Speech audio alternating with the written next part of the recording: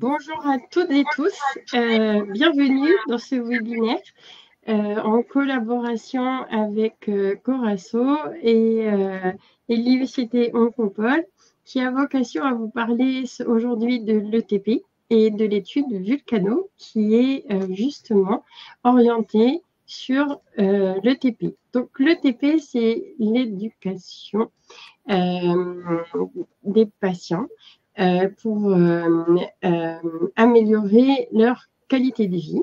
Et on va voir comment ça se décline avec les prestigieuses intervenantes qui m'accompagnent aujourd'hui. Alors, Virginie Voisard, qui est professeure associée au RL et phoniatre, à l'unité d'onco-réhabilitation et le centre de rééducation intensive de l'Institut universitaire du cancer de Toulouse. Nathalie Brousse, qui est chef de projet en soins oncologiques de support au, je vais prendre l'élan, DSRC Onco-Occitanie, et Nathalie Bonnet, qui est patiente partenaire à l'Oncopole et qui est bénévole Corasso. Donc, nous allons présenter, Nathalie en particulier va présenter en quoi consiste l'éducation thérapeutique du patient. Et puis, elle va insister sur son intérêt dans le cadre du parcours de soins. Ensuite, Virginie Voisard et Nathalie Brousse vont vous présenter l'étude Vulcano et comment elle ambitionne d'adapter l'ETP pour qu'il soit plus approprié aux différents profils de patients. Donc, on a un beau programme, on va essayer de le tenir dans l'heure. Vous pourrez bien sûr poser vos questions dans le chat, n'hésitez pas. J'essaierai de porter fidèlement votre voix pour que vous repartiez tous avec les réponses dont vous avez besoin à l'issue de ce webinaire. Si toutefois nous n'avions pas le temps d'aller au bout des questions, rassurez-vous que vous pourrez nous les communiquer par écrit, mais on va faire en sorte de couvrir tous les sujets. Et je vous rappelle que ce webinaire est enregistré puisqu'il sera ensuite rediffusé en replay. Je vous remercie pour cette écoute attentive. Je vais maintenant donner la parole à Nathalie et je surveille vos expressions dans le chat pour rebondir sur vos questions. Alors, bonjour à tous, je ne me représente pas, tu l'as fait très bien. Je vais partager mon écran pour que vous puissiez avoir accès à mon support. C'est bon? C'est en train de se mettre en place. C'est bon. Ok. Donc, bonjour à tous, je ne me représente pas, je vais vous parler aujourd'hui de l'éducation thérapeutique du mieux possible. Mais d'abord, je vais vous parler en quelques mots de Corasso. Alors, attendez, c'est bon? Corasso, c'est une association de patients qui vient en aide aux patients et aux aidants touchés par un cancer ou un cancer rare de la tête et du cou.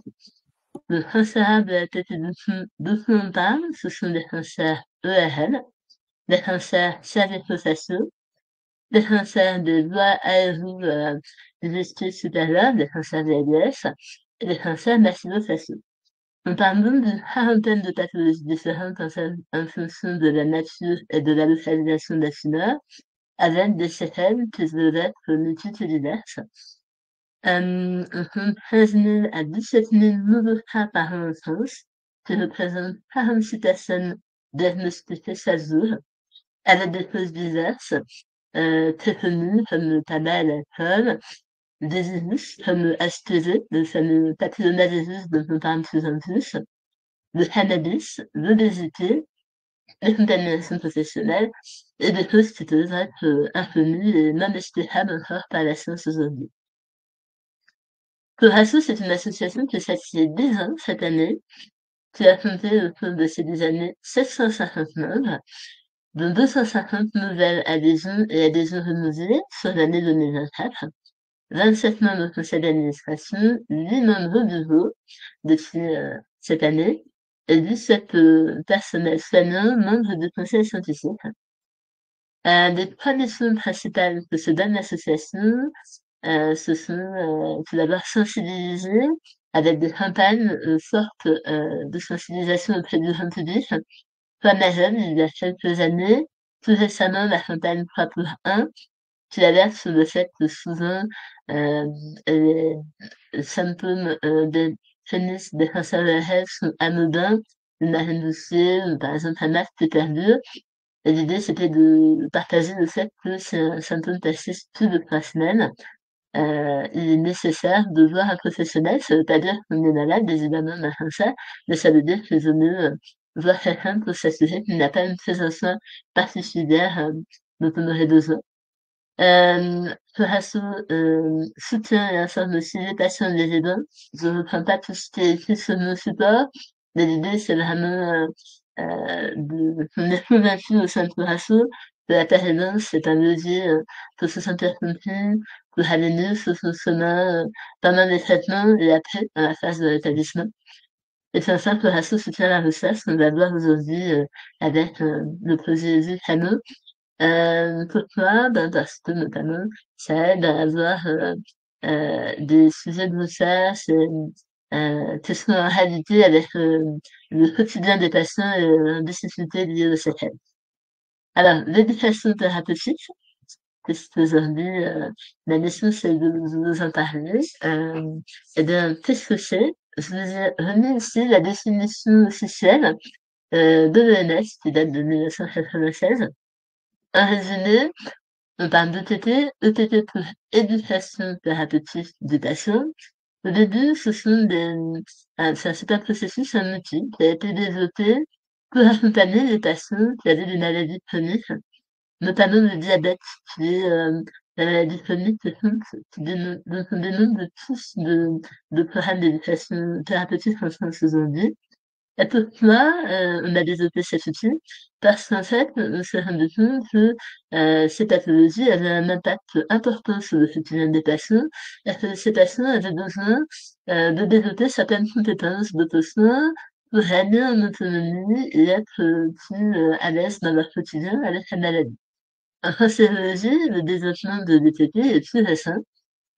Pourquoi on a développé l'éducation thérapeutique en cancérologie? Deux raisons principales. On a la chance de vivre aujourd'hui dans un monde qui propose de meilleurs soins avec donc plus de survivants du cancer, et c'est super. Pour autant, ces personnes-là ont besoin d'un accompagnement dans leur vie après les traitements particuliers parce que oui, on est survivant de cancer, mais il y a des séquelles et on doit se réapproprier un quotidien qui a beaucoup changé par rapport à avant la maladie. Donc, l'éducation thérapeutique, on va voir, est un outil particulièrement adapté pour ça. Et en plus, on parle aujourd'hui d'une grâce ambulatoire, de plus en plus de soins de cancer sont faits à la maison. Alors, c'est bien, et en même temps, ça nécessite un accompagnement particulier. Les préventions à l'hôpital sont plus fortes. Certains traitements, comme certaines chimiothérapies, sont faites à la maison et plus en hôpital. Il y a aussi les thérapies orales qui se développent. Alors peut-être moins modérées parce qu'on peut avoir des difficultés de cuisson, mais sur d'autres cancers, c'est de plus en plus développé. Et donc, ça nécessite un accompagnement particulier, en plus de l'accompagnement qu'on peut avoir en milieu hospitalier et l'éducation thérapeutique se fait bien à ça. Donc, le PT, c'est vraiment un chemin parallèle au traitement dur, au parcours de soins dur. C'est un lien privilégié avec les personnels soignants. Alors, les programmes d'éducation thérapeutique sont composés d'ateliers. La première étape pour intégrer un programme, c'est de passer un BEP, un bilan éducatif partagé. Ce bilan, c'est un questionnaire qu'on va faire qui dure en moyenne 1 heure, mais il n'y a pas d'obligation. Ça peut être moins, ça peut être plus en fonction de la demande du patient. L'idée, c'est de se concentrer sur la vie au quotidien avec la pathologie et d'explorer toutes les sphères de l'individu. On ne parle pas que de la pathologie, on parle de la personne dans son entier, avec tout ce qui la préoccupe, sa vie professionnelle, sa vie familiale, sa vie sociale, sa vie amoureuse, on explore toutes les sphères de l'individu pour proposer des ateliers qui seront le plus adaptés à ses besoins et à ses objectifs au moment M. Dans le principe d'un programme, on peut suivre des ateliers. Les ateliers peuvent être individuels, collectifs. Ça peut être en présentiel ou en distanciel. Évidemment, avec le Covid, on a eu un développement des programmes en distanciel. Juste pour information, c'est pas du tout la même façon de penser, c'est pas les mêmes outils, c'est pas les mêmes techniques d'animation. Donc, c'est pas si simple de passer du présentiel au distanciel. Ça doit être pensé en amont. On n'est pas obligé de suivre tous les ateliers, on en a parlé pendant le BEP, vraiment on s'intéresse à la personne en son entier. Et le but, c'est de lui proposer des choses qui sont vraiment passionnantes pour la personne. Donc, on peut proposer tous les ateliers ou pas. Il n'y a pas forcément d'ordre strict. Certains programmes sont pensés avec un ordre particulier, mais bon, on peut les suivre parfois dans un ordre pas forcément hyper rigoureux. La dernière étape du programme d'éducation thérapeutique, c'est une évaluation finale. L'évaluation finale, on la met en parallèle avec une bilan éducatif partagé qu'on a fait au début, avant le début des ateliers. Ça permet de voir que le patient si on a répondu à ses attentes, à ses besoins, à ses objectifs. Ça permet de savoir si ça a fait naître pour lui de nouvelles interrogations, de nouveaux questionnements, de nouveaux besoins peut-être, auxquels on peut tenter de répondre. Et ça permet aussi de faire évoluer les outils et le programme en ayant le retour des personnes qui l'ont suivi. Les programmes doivent être portés par un médecin qui est formé à l'éducation thérapeutique, c'est un médecin référent. Ça, c'est une obligation sine qua non. Les programmes sont financés par l'ARS de la région de Médecins-Nantes. Et certains programmes peuvent inclure des aidants, certains ateliers même parfois leur sont dédiés, parce que on en parle de plus en plus, si la maladie a un impact sur la vie du patient, c'est une évidence, il a aussi un impact important sur la vie des personnes qui l'entourent et qui le soutiennent au quotidien. Alors, les animateurs en éducation thérapeutique. Ça peut être des professionnels du soin, donc j'ai mis des exemples, dentistes, chirurgiens, orthophonistes, c'est pas du tout une liste exhaustive, hein, on peut avoir des examens, des professionnels du soin. Ça peut être des patients partenaires qui peuvent animer ou peut animer des ateliers avec des professionnels. Pour être animateur, la condition, s'il est pas bonne, c'est d'être formé, on parle de la formation de 40 heures, qui permet d'être animateur en éducation thérapeutique. Toutefois, il faut savoir qu'il existe aussi des BU, des diplômes universitaires en ETT qui permettent d'aller plus loin. Il existe aussi des masters en éducation thérapeutique un peu partout en France qui permettent d'aller plus loin dans sa pratique et dans la façon d'aborder l'ETT. Aussi, concernant la formation des animateurs, dans la structure, souvent, il est proposé un suivi avec des réunions annuelles, biannuelles pour faire un point sur sa pratique, proposer des ateliers d'amélioration sur des points peut-être un peu plus difficiles. Comment animer un atelier de fond des notions de la part d'un des participants, comment me mettre en sécurité, comment gérer le reste du groupe. Voilà. Tout ça, ça s'apprend et donc c'est quelque chose de continu en termes de praticité, de pratique. Alors, évaluation et évolution des programmes. Donc, les programmes sont déclarés auprès de l'ARS de la région dont ils dépendent. Ils sont évalués par les animateurs et les personnes qui les suivent. Et tous les ans, la structure qui les porte, c'est une auto-évaluation qui n'est pas transmise à l'ARS sauf si elle le demande, mais qui permet de faire un point sur l'année qui s'est écoulée. Et il y a une revalidation, pardon, tous les 4 ans par l'ARS qui porte le programme. En fait, on transmet à l'ARS à ce moment-là les auto-évaluations annuelles un peu étoffées des 4 années qui viennent de s'écouler. C'est un processus d'évaluation et d'évolution qui est continu pour rester toujours occupé de la demande et des besoins des patients dans leur quotidien avec la maladie.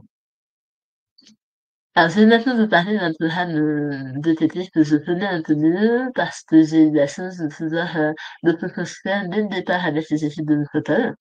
C'est le programme de Herbert à la douce. Ce programme, il a été pensé pour les patients avec des patients. J'étais pas la seule patiente à donner, à participer et à donner nos opinions sur les échanges qu'on a pu avoir lors de l'année 2020, l'année pendant laquelle on a proposé ce programme.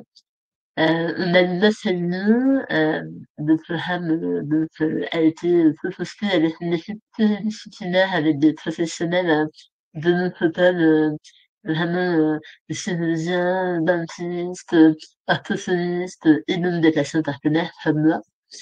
À la fin de 2020, on a déclaré le programme au TDRS. Il a été validé de janvier à juin 2021. On a finalisé les outils, on a fait les premiers tests avec les patients.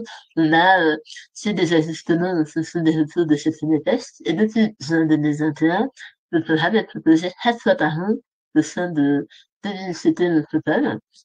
Les critères d'inclusion du programme sont les suivants. Est-ce que est une personne qui a été prise en charge pour un cancer ERL? Qui a suivi un protocole de radiothérapie et qui peut s'alimenter par la bouffe.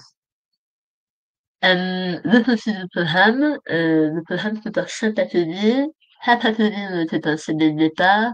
Un a été rajouté cette année, mais en fin d'année dernière. L'atelier 1, c'est la bouffe massagiste, qui est planifiée par une dentiste et nationale dentaire. Ça parle de la salise et des modifications qui sont dues à la radiothérapie, que la salise, un nécessitement de la salise, parfois une socialisation, c'est plus rare, mais ça arrive. On parle aussi de la nouvelle structure après une éventuelle chirurgie. On peut avoir des modifications, les odadous, c'est il faut se réapproprier cette nouvelle structure duale qu'on ne connaît pas forcément. Bah, l'atelier numéro 2 parle d'alimentation, de l'alimentation notre pardon. C'est animé par une diététicienne et une assistante dentaire. On parle de l'alimentation post-traitement, des aliments qui sont plus difficiles, quels trucs et astuces on peut avoir, pour manger ceci ou cela, des recettes de cuisine, voilà. Sur l'atelier 3, je vous fais les avis. C'est animé par une aide-soignante et une infirmière de réhabilitation. Donc là, il s'agit de comprendre le processus de déglutition, de savoir réagir en cas de problème, comme par exemple en cas de fausse route. Sur l'atelier numéro 4, on parle de sa relation à l'autre. Je dois parler, puisque je l'ai traversé. C'est un concept qui est assez clivant et qui peut isoler socialement. Et donc là, l'idée, c'était vraiment de pouvoir parler émotion, pouvoir parler du rapport à son corps après la maladie et de conséquences que ça peut avoir de sa relation à l'autre. Alors, je co-anime cet atelier avec une autre professionnelle. On peut aborder le temps de la sexualité, on peut aussi aborder les relations sociales en général. L'idée, bah, c'est de pouvoir travailler en fonction de ce que l'on veut, par envie de proposer et à comme objectif et comme besoin.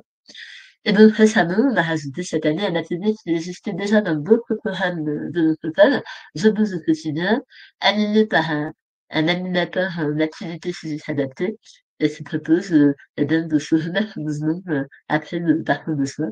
C'est pas forcément très évident.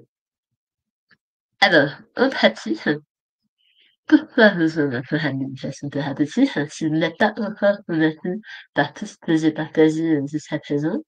Eh bien, j'ai listé ici quelques points qui me semblaient importants et véridiques.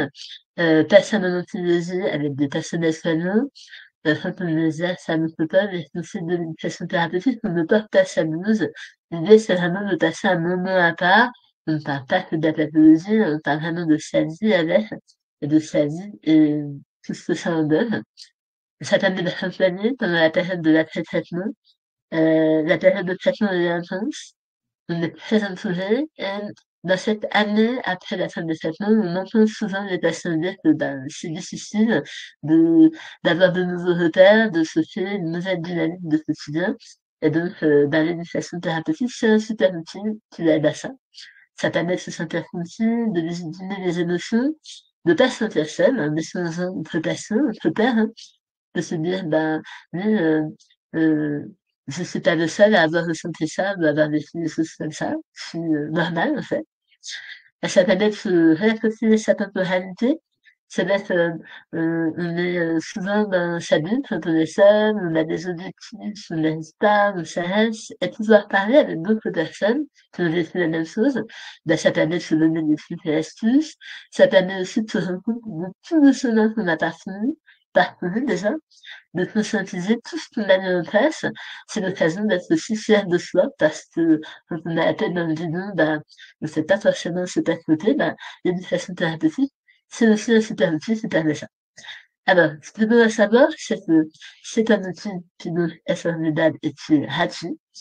Et ce que je dois savoir aussi, on ne sait pas forcément, on peut refaire un atelier plusieurs fois, même à distance, si on en ressent le besoin de ça, l'éducation thérapeutique. C'est pas encore connu forcément en cancérologie. Ça se développe et c'est super parce que c'est aidant, pertinent et adapté et ça aide à mieux vivre et à développer des compétences qui permettront aux patients d'être en accord avec son quotidien. Comment besoin d'un programme d'éducation thérapeutique? Alors, j'ai parlé de rendez-vous à la bouche. C'est pas le seul programme qu'on a la chance d'avoir en Occitanie. Il y en a un autre à Toulouse qui se joue à l'hôpital Larrey, au centre de laryngectomies intensive, au centre de rééducation intensive de laryngectomies, pardon, de Chine. Et donc, ce programme est spécialisé pour les patients qui ont une laryngectomie. Euh, donc, pour savoir quel programme est pertinent pour vous, est-ce qu'il y a un programme précis qui pourrait vous intéresser? Plusieurs possibilités. La plateforme Oscar, qui vous est mis un QR code, si ça vous intéresse, vous jetez un œil, qui est assez généraliste, qui recense plusieurs programmes. J'ai pas précisé, mais j'ai précisé que les programmes dépendaient de l'ARS de la région, et donc le fait de régionaliser les programmes, ça fait que chaque région a un peu développé sa plateforme qui lui est propre pour recenser les programmes qui se jouent à l'intérieur de sa région. Et donc, j'ai aussi mis un lien qui renvoie vers un article disponible sur le site de Paraso qui recense par région la plateforme dont vous dépendez et qui permet de vérifier par vous-même si un programme peut vous intéresser. Je suis sur la plateforme puisque je suis occitane et que aujourd'hui j'ai parlé un peu occitane, on va dire, avec d'autres occitanes que vous verrez après. Pour l'Occitanie, on a une plateforme qui s'appelle Monocoté.fr qui est fusionnée avec la réseau Taha et Télédalois et vous pourrez l'accéder grâce au QR code que vous devez voir affiché sur votre plateforme si tout s'est bien passé. Je termine ici en vous remerciant pour votre attention et je reste disponible si vous avez des questions. Merci beaucoup. Bah, merci beaucoup, Nathalie. Alors, je vais pas commencer les questions parce que je sais que quand on commence à y répondre, après, ça suscite d'autres questions et on va se garder ça pour la fin du webinaire. Mais je te partage quand même déjà un message que je trouve fort révélateur de tout ce que tu viens de nous dire. Merci pour cette présentation très claire et si juste. Une belle valorisation et promotion de l'ETP qui confirme que les patients en sont les meilleurs ambassadeurs. Bravo, Nathalie. Merci. Virginie et Nathalie Brousse. Alors, on a deux Nathalie aujourd'hui. Donc, je vous laisse reprendre la main pour nous présenter l'étude Vulcano, ses intérêts, ses objectifs et comment on peut, à notre niveau, y participer et la rendre encore plus belle. Merci beaucoup Sabrina pour cette invitation à partager ce webinaire avec nous. Merci Nathalie de cette présentation de l'ETP. Et on va vous présenter le projet Vulcano en situant justement pourquoi nous sommes intéressés à l'ETP aujourd'hui dans ce projet. Alors, je laisse Nathalie passer à la diapositive suivante. Donc, Nathalie Brousse est avec moi. Elle est chef de projet sur ce projet, justement. Et moi, j'ai proposé ce sujet avec recherche de soutien financier depuis 2 ans et on a réussi à obtenir un financement par l'Institut national du cancer. L'objectif général du projet, c'est bien de limiter les séquelles et améliorer la qualité de vie des patients qui sont pris en charge pour un cancer qui génère des séquelles définitives. Donc, c'est le cas des cancers des voies aérodigestives supérieures. Moi, en tant qu'ORL, j'y suis particulièrement, bien sûr, sensibilisée. Mais aussi, l'idée, c'est d'ouvrir éventuellement à d'autres cancers qui ont les mêmes problèmes de séquelles définitives. Et ça, c'est en structurant un réseau régional ville-hôpital-ville à partir d'un territoire pilote qui est capable de repérer les profils de vulnérabilité et d'adapter les parcours de soins à ces profils. Et donc, en organisant des parcours spécifiques pour les plus vulnérables et en utilisant donc l'éducation thérapeutique et les formations des acteurs de soins pour les patients vulnérables, mais également pour ceux qui sont moins vulnérables. Sur la suivante, l'appel à projet auquel on a répondu, c'est Agir en santé. Donc, le périmètre, c'est les cancers des voies aérodigestives supérieures. Et il fallait aussi trouver des territoires pilotes. Et donc, c'est en Occitanie, sur le 31 et le 09, qui sont 2 centres de région, enfin de départements, sur lesquels il y a des centres d'oncologie et surtout des centres de radiothérapie, en fait. Et associé, il y a l'Ariège qui est assez dépendante du 31 et du 11. Donc, c'est l'Aude et l'Ariège, pour ce qui est de 31 étant les Hautes-Pyrénées, les Hautes-Garonne, pardon. Et donc, les partenaires impliqués, ils sont nombreux, mais c'est un partenariat. Les 3 piliers sont l'Institut universitaire du cancer de Toulouse, sur lequel vous retrouvez donc l'Ocopole, comme l'a dit Nathalie, mais pas que. Il y a le CHU de Toulouse aussi dans son entièreté.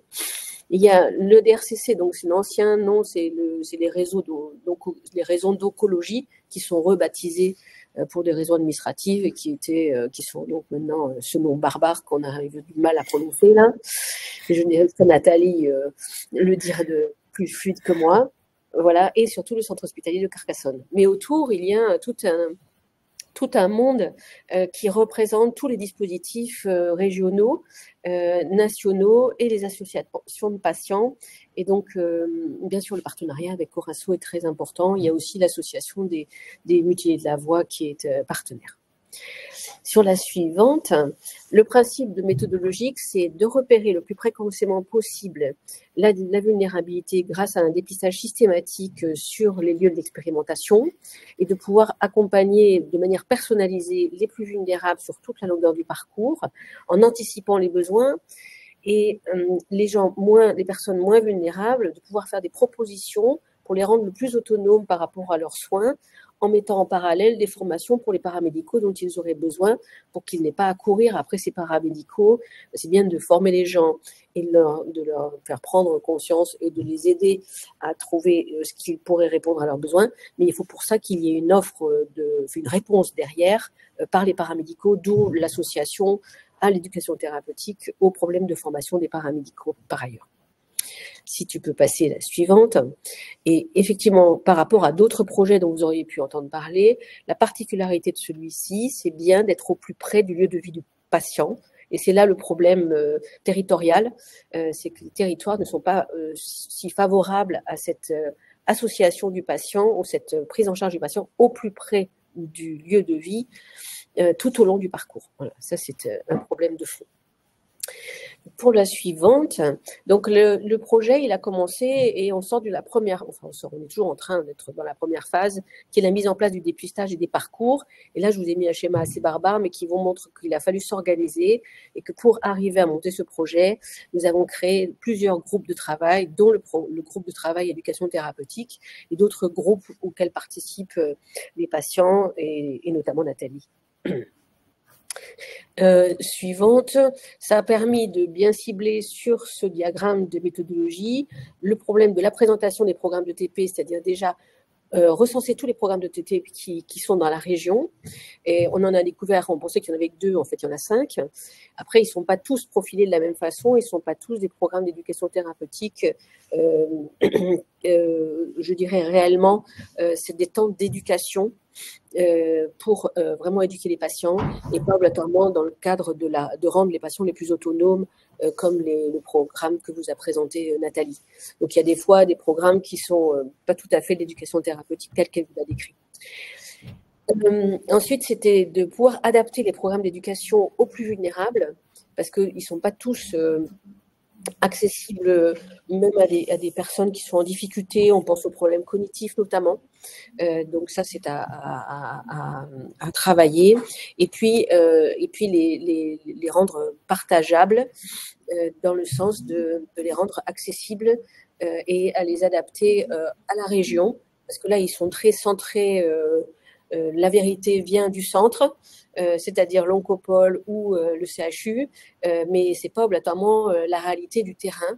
Et là aussi, il y a un challenge de le rendre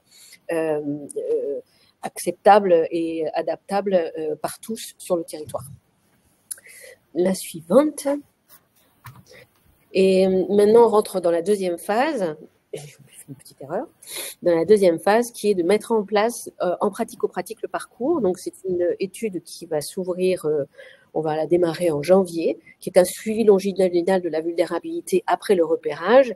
Il y a une cohorte de patients et une cohorte de soignants dans cette histoire, puisque on va interroger bien sûr et suivre les patients après les avoir dépistés, mais on va aussi interroger les soignants sur le parcours pour avoir leur avis et avoir des conseils sur améliorer les parcours.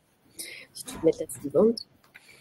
Voilà, donc le schéma, c'est les patients qui rentreront pour la première fois dans le parcours d'un cancer des voies aérodigestives supérieures. Ils auront le dépistage de la vulnérabilité le plus tôt possible dès qu'on a une diagnostic, en fait, même avant la réunion de concertation pluridisciplinaire ou même le diagnostic d'annonce, le dispositif de diagnostic d'annonce. Et ces patients pourront bénéficier donc d'un parcours en fonction de leur niveau de vulnérabilité. Et dans tous les cas, on interrogera sur l'information et la participation au parcours de TP, que ce soit pour les vulnérables ou donc les non vulnérables. Et pour ça, suivante, on a l'éducation thérapeutique au cœur. Et là, je laisse la parole, je pense, à Nathalie pour le pratico-pratique. Merci Virginie pour cette présentation. Tout d'abord, je tiens à m'excuser si on a paru peut-être un peu distrait en début de webinaire parce que justement, on avait un petit souci d'accès au questionnaire via le QR code qu'on va vous présenter. Donc, pardon pour ce manque de concentration. Alors, effectivement, nous avons créé, l'objectif, c'est donc d'adapter au mieux les programmes existants ou d'en créer d'autres, d'accord, par rapport à l'offre actuelle dans le cadre de ce programme Vulcano. Donc, pour ça, on a élaboré finalement 2 questionnaires, un à l'attention des professionnels qui travaillent auprès de ces patients et un à votre attention, puisque je crois, normalement, ce webinaire intéresse en priorité les membres de l'association Corasso et plus largement, apparemment, des professionnels de santé qui pourront relayer. Donc, pour le questionnaire patients et proches, il est très important que vous soyez rassurés sur les questions d'anonymat et de sécurité des données qui vont être collectées. Ça a été d'ailleurs la raison pour laquelle on a pris un peu de retard, parce qu'il fallait que nous soyons raccords avec la réglementation RGPD. Bon, je vous passe les détails, je suis pas experte sur le sujet, mais grosso modo, ce questionnaire va vous permettre de témoigner de votre maladie, de votre connaissance de l'ETP et de partager avec nous ce qui vous intéresserait et quelles sont vos attentes en tant que patient touché par ces problématiques de santé. Donc là, vous avez, je vais vous le remettre à la fin, la possibilité de scanner le QR code et vous accéderez directement au questionnaire et vous pourrez y répondre via un smartphone, une tablette. Donc, pour les membres de l'association, ça peut être d'ores et déjà, ceux qui peuvent d'ores et déjà scanner le QR code. C'est un questionnaire qui passera également, qui sera proposé dans les services. N'hésite pas, Virginie, si tu veux rebondir sur ce que je dis. Non, pas de problème. Voilà, et pour les professionnels, sachez que le questionnaire professionnel a déjà été diffusé, que nous avons 79 professionnels qui y ont répondu, essentiellement en région Occitanie, mais pas que. Il y avait des profils très, très divers de médecins, toutes spécialités confondues, et de rééducateurs médicaux. Et l'important aussi, c'est de savoir que finalement, on a eu des professionnels qui avaient une assez longue expérience dans la prise en soin des patients atteints de cancer des VADS. Donc, je n'irai pas au-delà parce que l'objet de ce webinaire n'est pas de vous présenter les résultats du questionnaire professionnel, mais plutôt de vous inviter à répondre au questionnaire qui vous est destiné, le questionnaire patient. Voilà. Et pour les professionnels qui sont connectés avec nous aujourd'hui, à relayer cette information. Et on va ouvrir le questionnaire. Bon, aujourd'hui, c'est un petit peu l'inauguration et on va s'accorder au moins sur 1 mois de délai, une fenêtre de 1 mois. On fera peut-être un rappel via notamment Sabrina, si elle veut bien à nouveau refaire un mail à l'ensemble des membres. Voilà, c'est tout pour moi.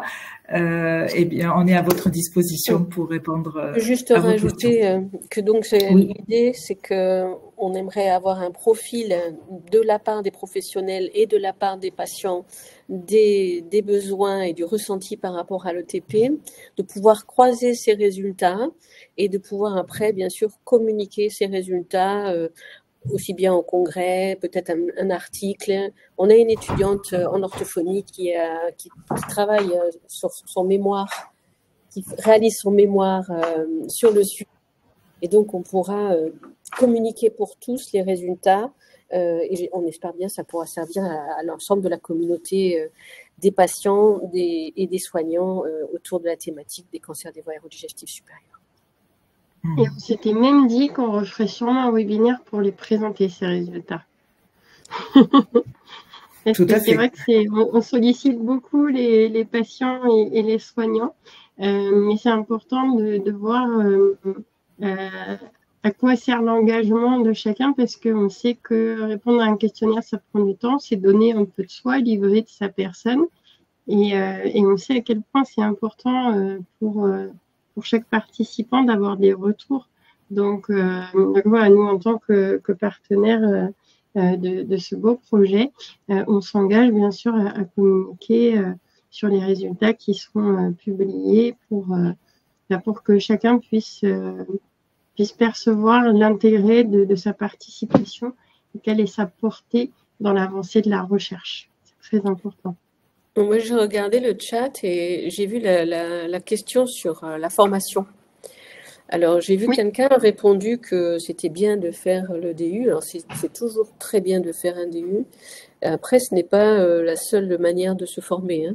Les formations de 40 heures sont proposées par sur les hôpitaux, il y a des formations de 40 heures proposées, mais il y a aussi sur des associations ou de la formation externe qui ne fait que 40 heures et qui ne donne un diplôme comme quoi ils ont été formés pendant 40 heures à l'éducation thérapeutique. Ça se trouve... voilà, je voulais juste pas se mettre dans la tête qu'il fallait absolument faire un DU pour ça, quoi. Parce qu'un DU, ça peut prendre beaucoup plus que 40 heures. Voilà. Donc, je pense que si on tape éducation thérapeutique sur Internet, on trouve les sites, les lieux de formation à l'ETP. Exactement, il y a beaucoup. Alors, j'ai cherché pendant la présentation une liste de formations d'éducation thérapeutique et j'en ai pas trouvé. Par contre, il y a énormément de formateurs différents. Ça va de la Croix-Rouge à la Sorbonne Université. J'ai vu l'Université de Nantes, on a parlé de Bordeaux. Enfin, c'est très hétéroclite en termes d'offres. Donc, n'hésitez pas à chercher ce qui est le plus proche de chez vous parce que ça demande aussi un engagement. Et c'est peut-être aussi là que vous allez créer du réseau si vous souhaitez après vous engager dans l'éducation thérapeutique. Donc, on a demandé si la formation était diplômante. Virginie, vous venez d'y répondre. Effectivement, la formation peut être diplômante. Et l'intérêt dans vos recherches, c'est bien de demander si un certificat pourra vous être remis. Je ne me trompe pas, Nathalie? Tu confirmes? Moi? Oui, toi. Ah oui, pardon. Oui, une des deux, Nathalie. Ouais. Alors, moi, je me suis formée au Hunter et j'ai suivi la formation de notre page. J'ai eu une attestation d'animatrice en ETP à la fin. Comme ça, j'avais bien Alors, suivi un peu la pénurie. il y a toujours une petite nuance entre la notion de diplômante et la notion de certification, la notion de Ouais. voilà. En tout cas, C'est les pas formations qui dépensent 40 heures l'attestation. délivrent des attestations et en fait, c'est le fait que vous ayez un programme qui correspond aux attendus de la de l'éducation thérapeutique qui valide le fait que votre formation est adaptée en fait. Voilà, c'est le terme de diplômant étant réservé au diplôme et en général au diplôme universitaire. Mais c'est pas un Autant pour diplôme, moi, c'est une attestation. c'est une attestation. Autant pour moi. Alors, donc le diplôme est par contre certifié. Parce qu'il y avait deux questions différentes à ce sujet. On m'a demandé quels étaient les débouchés pour les patients et les aidants. Nathalie Bonnet, tu es, semble-t-il, l'exemple même des débouchés. Enfin, tu incarnes l'exemple des débouchés qu'il peut y avoir après ce type de formation. Ah, sur la formation. Alors, pour mon parcours personnel, l'éducation thérapeutique, ça a été une porte d'entrée sur le partenariat patient général. Je ne sais pas si je réponds à la question en disant ça. Mais voilà. Je pense que sous cette question, il y a est-ce qu'on peut en faire un métier? Est-ce que ça peut être professionnalisant? C'est un peu difficile de répondre à cette question. Alors, en fait, si je partage ce que j'observe, moi, je ne suis pas formée à l'ETP, mais c'est l'opportunité d'être un patient partenaire engagé. Certaines institutions, en général, c'est plutôt le cas, rémunèrent la participation, l'intervention des personnes formées, ou en tout cas indemnisent la participation des personnes formées. Après, de là à dire qu'on peut en faire une activité à temps complet. Pas toujours, ça dépend des établissements, c'est propre à chacun. C'est pour ça que c'est difficile de répondre à cette question, parce qu'il n'y a pas de normes, il n'y a pas de statut de patient partenaire encore, il n'y a pas de cadre légal pour ça. Donc, ça dépend de ce que propose la structure, ça dépend aussi de ce que veut le patient. Hein. Il y a des patients qui tiennent à être bénévoles, il y a des patients qui demandent une indemnité pour des sessions d'éthique, des patients pas du tout, des patients qui veulent être indemnisés, ça va, c'est propre à la relation entre la structure qui porte le programme et le patient partenaire. Voilà. Alors, il y a plein de questions. J'essaye de cadencer. Où est-ce qu'on peut trouver des sessions et des dates de TP? On a donné tous les éléments à la fin de la présentation, de la première présentation de Nathalie Bonnet. Donc, vous pourrez les retrouver éventuellement sur le replay. Peut-être, Nathalie, tu peux les remettre dans le chat, au moins les liens. Oui, bien sûr, pas de souci. Ce serait top. On peut juste rajouter Virginie. que normalement, toutes les ARS ont la liste des programmes d'éducation thérapeutique, puisque c'est eux qui les valident. Donc, si quelqu'un est perdu, il peut s'adresser à l'ARS. L'ARS, c'est une bonne porte d'entrée. Sur l'article du site Rasso, je vais remettre le lien dans le chat, on a accès à toutes les plateformes par réseau. Voilà. Comment peut-on s'inscrire en tant que dentiste? Je pense que la porte d'entrée est la même pour les patients partenaires que pour les soignants. Il n'y a pas de distinction, on est d'accord, Virginie? Pour l'accès à la formation? Oui. L'accès à la formation, tout à fait. Il n'y a pas de problème. Et après, si c'est pour participer à des programmes d'éducation thérapeutique, c'est s'adresser aux responsables des programmes. Normalement, là aussi, toutes les ARS ont les responsables de programmes à qui on peut s'adresser. Ils ont les titres des programmes, les responsables des programmes, après plus ou moins les contenus. Ils les ont, mais ils les affichent plus ou moins. Donc la porte d'entrée, c'est vraiment les ARS. Il y a un service en particulier qu'il faut cibler? Alors là, je ne sais pas si Nathalie Brousse, elle sait, puisque nous avons notre étudiante en orthophonie qui a fait l'enquête justement et qui s'est intéressée à ça. Pardon, j'étais pas attentive, j'essayais de mettre le QR code du questionnaire dans le chat et j'y arrive pas en plus. À essayer de recenser et chercher tous les programmes qui concernaient les. Oui, tout à fait, tout à fait. Et elle s'adressait à toutes les ARS, mais je ne pense pas qu'elle ait trouvé de contact spécifique. Pour le moment, elle n'a pas toutes les données. C'est propre à chaque région aussi. Tout à fait. Donc il faut vraiment se renseigner auprès de son ARS. Oui, chaque ARS a ses exigences, notamment sur le contenu des programmes et des modalités. Donc, effectivement, on ne pourra pas répondre pour tout le monde. Je n'arrive pas à mettre le QR code dans le chat. Ça ne doit pas être possible. On le remettra, Nathalie, il n'y a pas d'inquiétude. Merci. On nous demande aussi, est-ce que ceux qui doivent répondre, enfin les attentes sur les réponses au questionnaire, ne concerne-t-elle que des patients en Occitanie ou est-ce que tous les patients de France peuvent répondre? Non, tous les patients de France. Il n'y a pas. On pense bien qu'il n'y a pas de différence. Enfin, on espère qu'il n'y a pas de différence trop entre les régions à ce point-là. Non. Là, vraiment, l'idée, c'est d'avoir une idée au niveau national. Exactement.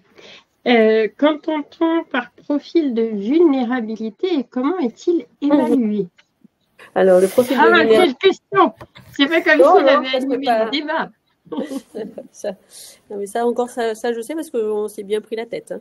Donc, les profils de vulnérabilité, ça dépend effectivement comme ça à qui on s'adresse. Il y a bien sûr les anesthésistes vont s'intéresser au profil de vulnérabilité médicale, c'est-à-dire à l'ensemble des comorbidités. Et puis vous avez plus le versant psychosocial. Nous, on a visé à travers l'évaluation plutôt le psychosocial, mais on a essayé d'être large. Ça veut dire que c'est qu'un peu comme on a en gériatrie des bilans de fragilité. On cherche dans différents domaines. Et là, pour les cancers des voies digestives, on cerne les comorbidités, l'état nutritionnel, l'état cognitif, l'état le social, le mode de vie, je dirais, sur le plan social, et la psychologie, c'est-à-dire l'état de détresse psychologique dans lequel la personne est, mais pas au moment, bien sûr, de l'annonce et du diagnostic, où normal qu'on soit tous très mal. En revanche, est-ce qu'il y a des notions précédentes à la maladie qui dénoteraient une fragilité avec soit des prises en charge psychiatriques, soit des états dépressifs chroniques antérieurs. Voilà. Donc, on balaye l'ensemble pour avoir globalement la situation de la personne et le besoin d'aide et de soutien qui est à mettre en regard. Et après, ce sont des questionnaires, des échelles. Elles sont toutes validées et on les a toutes. Elles sont toutes validées et on les a intégrées dans un document unique. Voilà. Donc il y a des échelles qui viennent de l'INCa, des échelles, des indices médicaux pour les comorbidités. Ce sont des échelles qui se passent sous des questionnaires, hétéro-questionnaires ou auto-questionnaires. Alors, je reviens sur la formation. On me demande si elle est payante. J'aurais tendance à dire ça dépend où elle est, où elle a lieu, puisqu'il y a, je connais des institutions dans lesquelles elle est gratuite, mais il me semble que ça peut être payant à certains endroits. Donc ça, c'est aussi... C'est majoritairement payant. Et effectivement, après, ça peut être gratuit sur certaines associations, institutions, mais même nous, soignants, quand on veut se former à l'éducation thérapeutique, on paye. Hein. On n'est pas dans un... Voilà, donc voilà. Et après, nous, ce qu'on a essayé de faire, je pense que toutes les écoles de paramédicaux l'ont fait, c'est-à-dire que maintenant, globalement, pour tous les paramédicaux, on intègre la formation des 40 heures dans les programmes initiaux de formation. Ça fait que, par exemple, les orthophonistes à Toulouse, elles sont toutes certifiées elles ont toute la compétence du fait des 40 heures depuis 4 ans, parce qu'on l'a intégré dans la formation initiale. Mais sinon, effectivement, très souvent payant. Alors, y a-t-il un équivalent pour d'autres régions? Donc, si c'est un équivalent de TP, pour sûr, il y en a dans d'autres régions. Si c'est un équivalent de formation ou de proposition d'accès à l'ETP pour les patients, oui. Un équivalent d'études, ça, je vous laisse répondre, Nathalie Brousse et Virginie Voisard. Est-ce que Vulcano existe dans d'autres régions? Alors non, ça c'est des projets entre guillemets originaux. Enfin, on soumet un projet et donc il est unique. Donc non, mais Vulcano a la volonté de regarder si ce que l'on met en place sera généralisable au niveau national. Ce sont des appels à projets qui, normalement, si on montre que ça peut être efficace sur une région, sur un département ou sur une zone pilote, on regarde si c'est faisable sur la région et on regarde si c'est faisable au niveau national. Et en fait, nous, dans les 2 ans, là, je suis en train de guetter les autres appels à projets, éventuellement, pour pouvoir poursuivre l'expérimentation par rapport à des points clés que l'on pourra repérer dans le parcours. Voilà. C'est le début du parcours de recherche, en fait. On commence par, on va dire, un échantillon, même si le terme n'est pas très joli, mais on commence par une petite population, et puis en fonction des premiers résultats, on élargit pour voir dans quelle mesure les effets positifs de cette recherche peuvent être diffusés au plus grand nombre et conforter à grande échelle. Il y a les effets positifs, donc démontrer que ça apporte quelque chose au niveau de la santé, je dirais, mais il y a aussi surtout les problèmes d'organisation des soins, c'est-à-dire de faisabilité.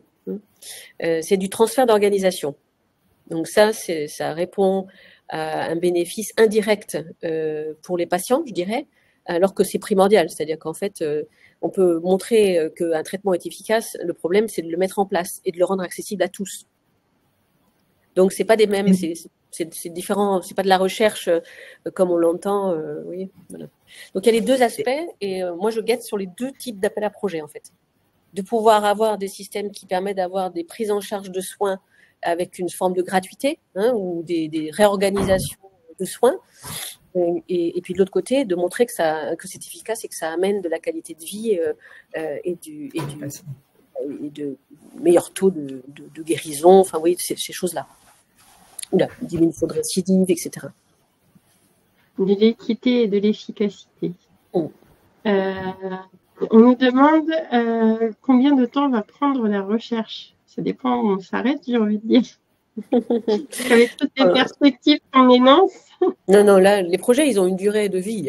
Donc là, un financement, il nous reste un financement pour 1 an. Il faut qu'on mette en place le dépistage systématique. Donc en janvier, ça va démarrer et on aura 1 an de financement. C'est pour ça qu'on cherche aussi, que je commence à guetter pour l'après. C'est-à-dire que là, on a des IDEC, donc des infirmières de coordination sur le projet qui vont nous aider. À la fin du projet, les IDEC ne seront plus payés. Est-ce que les institutions vont accepter de continuer à les payer à leurs propres frais parce qu'ils verront que ça a un intérêt? Je me méfie parce que l'argent reste un problème et du coup il faut voir si on n'a pas déjà, on peut pas anticiper pour trouver des appels qui nous permettront de prolonger encore une fois sur des points qui nous paraissent les plus intéressants, quoi. Voilà. On a une question, est-ce qu'on intègre aussi l'évaluation des effets spécifiques de l'ETP sur les patients de leur point de vue? Les fameuses données déclaratives, subjectives ou pas? Alors toujours, enfin j'aurais tendance à dire toujours, c'est-à-dire que alors dans le projet en lui-même, la part de satisfaction des patients sera évaluée de manière systématique. On a un groupe de méthodologistes qui s'appelle Regard Social qui font du qualitatif, ça veut dire qu'ils vont interroger sûrement des groupes de patients qui ont été dépistés et ils vont aller creuser avec eux des questions sociales. Donc avec la satisfaction, les difficultés, le ressenti, enfin comme peuvent faire des sociologues, quoi. Voilà. Après, dans les programmes d'éducation thérapeutique, de manière générale, la satisfaction du patient est questionnée, est toujours questionnée à la fin du programme ou à la fin de certaines séances. Ce qui permet aussi de faire évoluer les programmes et de les adapter à la réalité des besoins des patients. Elle se mesure aussi avec la qualité de vie, peut-être, avec les échelles de qualité de vie. Excusez-moi. Oui. Je suis rappelée dans 5 minutes. À l'ordre. Oui. Le jury de thèse, on n'a pas oublié. Oui, Virginie nous a fait la faveur de nous apporter tous ces éclaircissements, mais elle entame un jury de thèse dans 4 minutes précisément. Déjà. Donc, On m'a donné s'il n'y les a clés pour plus de fermer questions, le bureau où je suis. s'il n'y a plus de questions qui étaient déjà nombreuses, il y a eu beaucoup de réactions aussi, mais chacun a pu les lire. Il y a eu un beau partage d'informations dans le chat. Donc, chacun peut les lire et puis pourra les redécouvrir au niveau du replay. Donc, une fois la session coupée, la vidéo sera visible. On la repartagera bien sûr sur nos réseaux.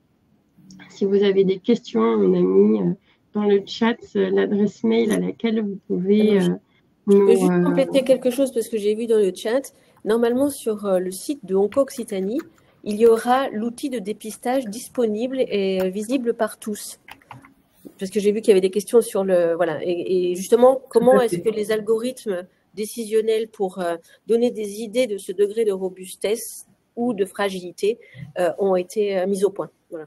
C'était un petit complément en balayant le chat. Ah oui, par rapport à la vulnérabilité. Par oui, rapport tout à la à fait. vulnérabilité, donc ce sera sur le site du réseau Onco-Occitanie disponible. Donc vous pourrez aller regarder. Alors d'ici un petit mois quand même, hein, je pense. Mais ce sera disponible. Oui. Merci Virginie de nous accorder un peu de délai. Effectivement, on va le mettre en ligne. Pas trop de pression, on avance pour faire les choses bien comme on peut, à son rythme. Et en prenant soin de soi, c'est très important. Eh ben, merci beaucoup, mesdames. Moi, je vous abandonne pour aller à mon jury de thèse. D'accord. Bon jury, Virginie. Merci beaucoup. Bravo. Merci Sabrina. Merci Nathalie. Et puis à très très bientôt. Merci. On reste disponible. Merci mesdames. Merci à tous.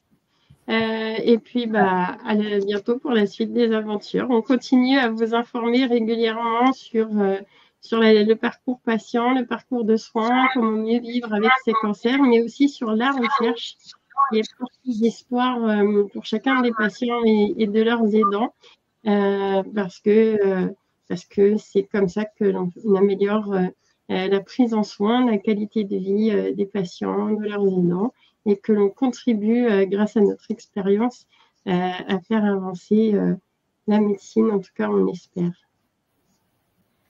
À bientôt. À bientôt. Merci beaucoup.